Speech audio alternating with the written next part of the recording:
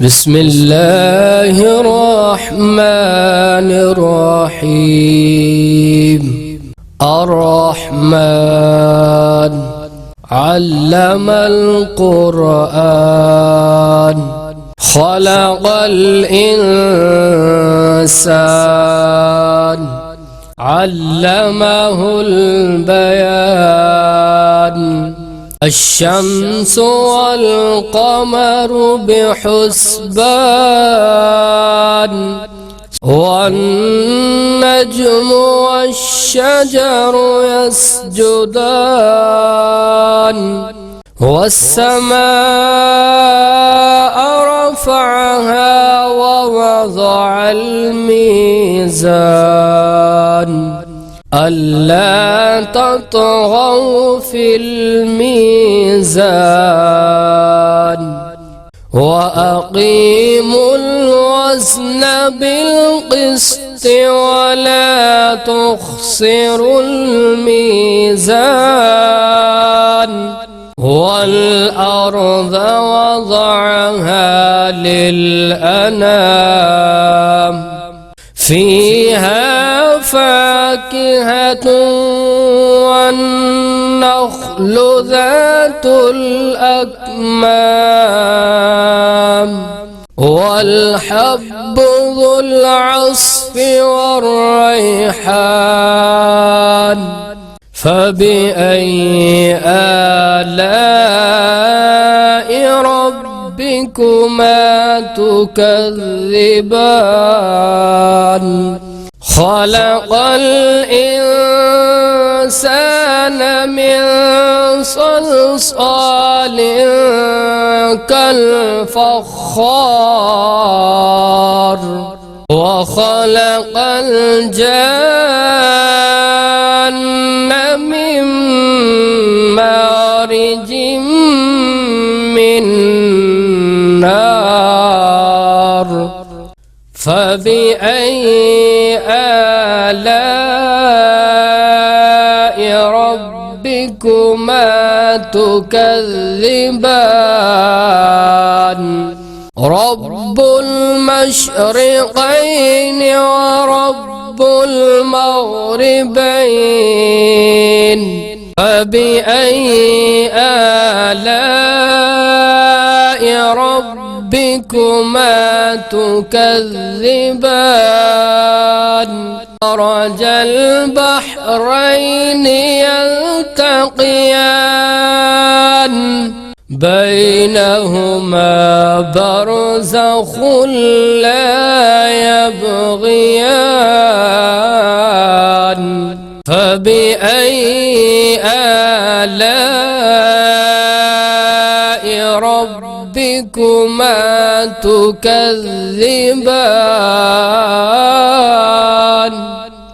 يخرج منهما اللؤلؤ والمرجان.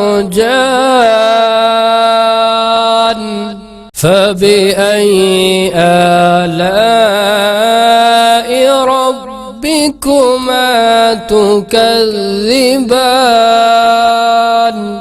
وله الجوار المنشآت في البحر كالأعلام. فبأي آلاء ربكما تكذبان؟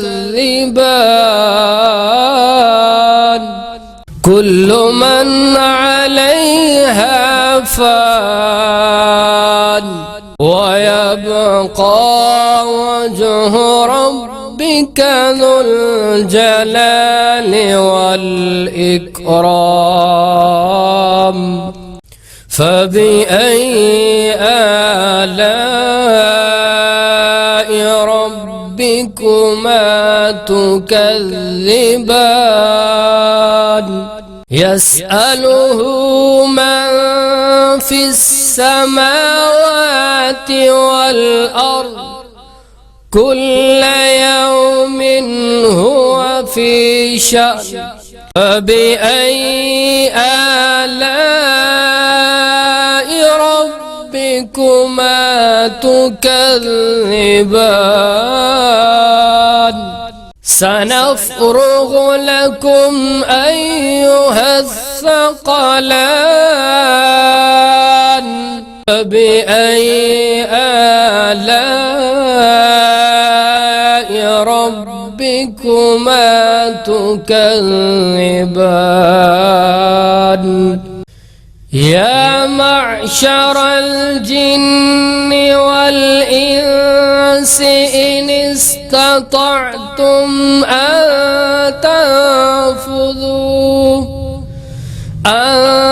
تنفذوا من أقطار السماوات والأرض فانفذوا لا تنفذون إلا بسلطان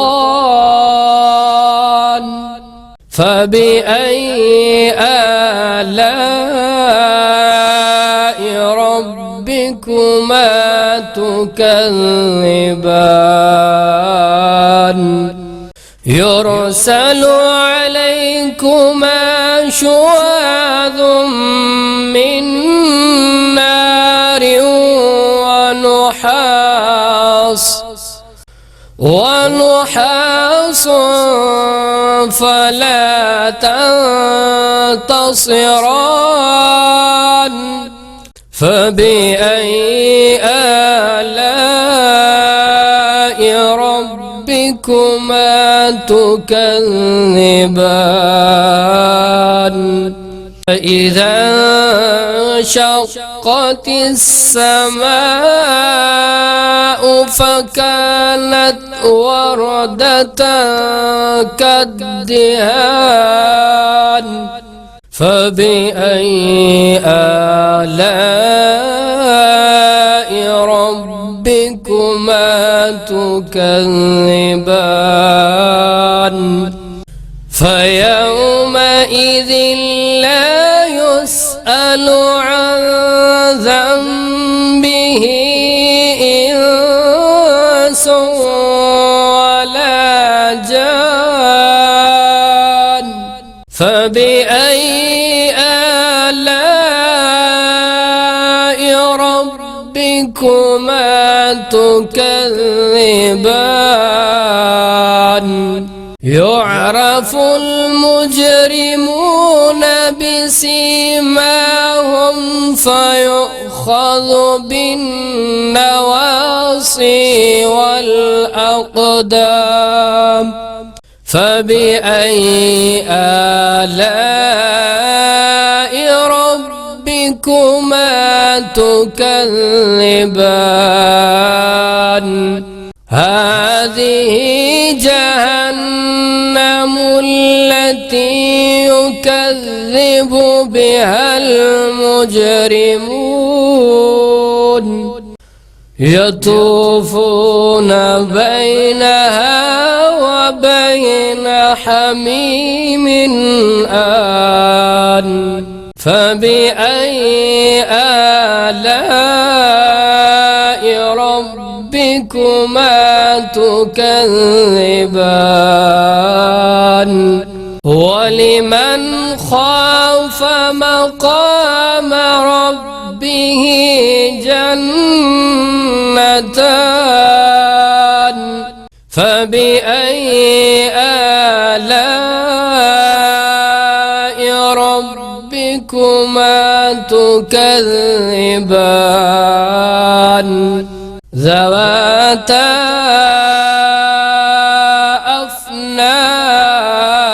أفنان فبأي آلاء ربكما تكذبان فيهما عينان تجريان فبأي آلاء ربكما تكذبان فيهما من كل فاكهة زوجان فبأي آلاء ربكما تكذبان متكئين على فرش بطائنها من استبرق وجنى الجنتين دان فبأي آلاء ربكما تكذبان فيهن قاصرات الطرف لم يطمثهن إنس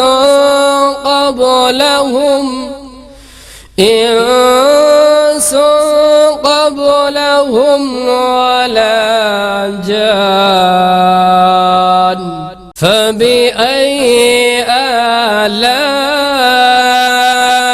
ربكما تكذبان كأنهن الياقوت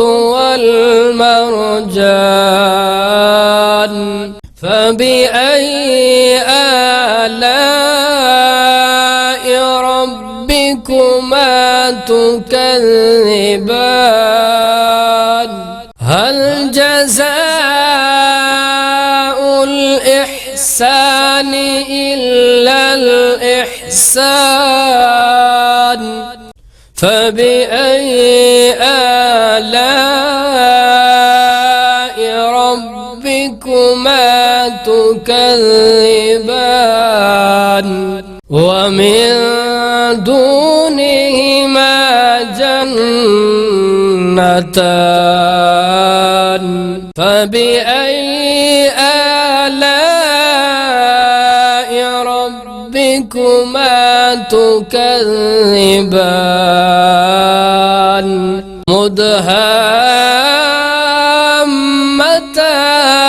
مدهامتان فبأي آلاء ربكما تكذبان فيهما عينان نضاختان فبأي آلاء ربكما تكذبان فيهما فاكهة ونخل ورمان فبأي آلاء ربكما تكذبان فيهن خيرات حسان فبأي آلاء ربكما تكذبان حور مقصورات في الخيام فبأي آلاء ربكما تكذبان لم يطمثهن إنس قبلهم ولا جان فبأي آلاء ربكما تكذبان متكئين على رفرف خضر وعبقري حسان فبأي آلاء ربكما تكذبان تبارك اسم ربك ذي الجلال والإكرام الإكرام. صدق الله العظيم.